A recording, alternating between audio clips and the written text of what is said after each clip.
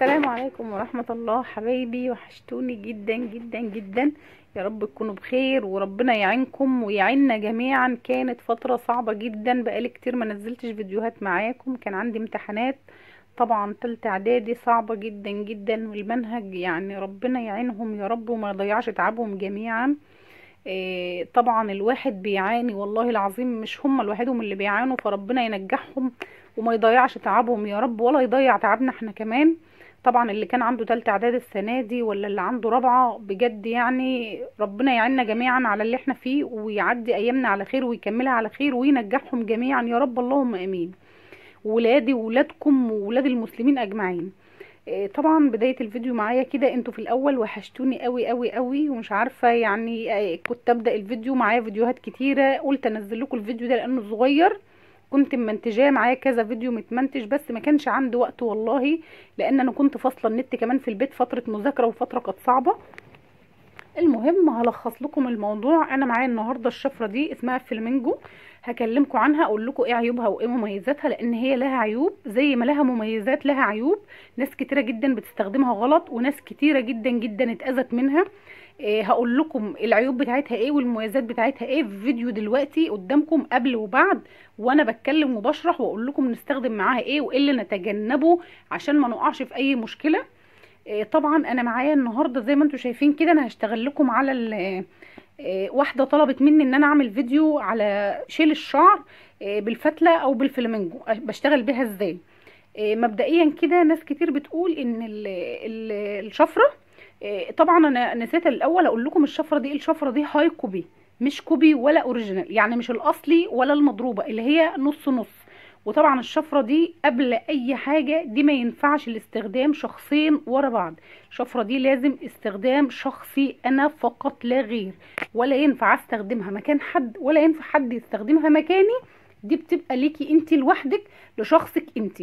ناس كتيره جدا بتقولي انا بستخدمها ومعاها جل، استخدميها زي ما تستخدميها، بس فعلا لازم يبقى فيه مرطب. هو المرطب احسن من الجل اللي بمراحل المراحل. هي واحنا ليه بنستخدم جل وليه بنستخدم مرطب؟ شايفين انا هشيل شكل الشعر ازاي؟ انا هشرح لكم وانتوا شايفيني كده وانا شغاله. احنا بنشد الجلد كده زي ما انتوا شايفين كده بالظبط. هي طبعا مش هقول لكم بتنظف التنظيف اللي هو واو يعني، بس في ناس كتيره جدا يعني ارتاحت او خلاص هي جايه معاهم ان هي سهله وسريعه وعمليه، فخلاص. يمكن انتوا شايفين انا مش منوره الفلاش عشان الفلاش هيضرب لي الاضاءه فمش هيبين قوي، بس هنوره لكم في نهايه الفيديو عشان تشوفوا برضه. هي بتشيل الشعر من على الوش كده. شايفين انا بقول لكم كده بقى غلط، يعني كده ان انا استخدمها كده وارجع اعيد على الايد تاني، العكس كده غلط جدا. خلينا نتكلم تاني عند النقطه اللي احنا كنا واقفين فيها، وبنقول الجل. ناس بتستخدمها بجل وناس بتستخدمها بكريم مرطب. في تلك الحالتين تمام زي الفل. انا ليه اصلا لازم استخدم قبلها حاجه؟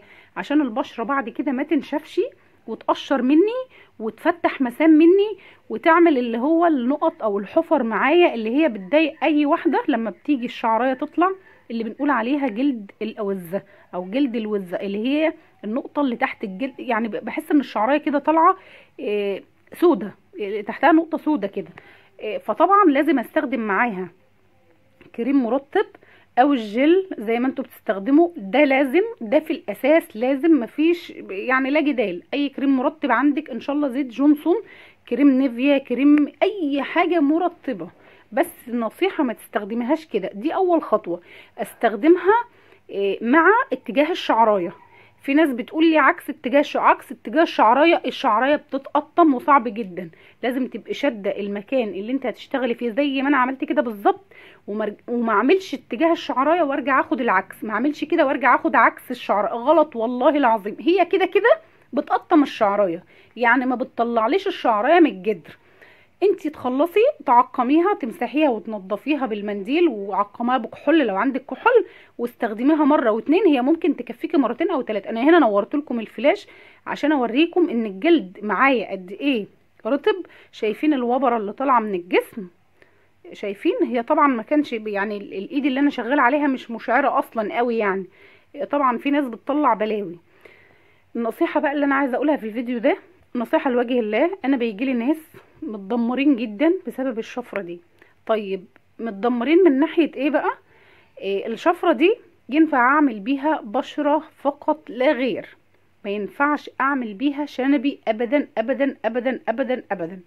طيب ليه ما ينفعش مع ان البشرة زي الشنب؟ لان الشنب سبحان الله، يعني سبحان الله، هي حاجة كده من عند ربنا.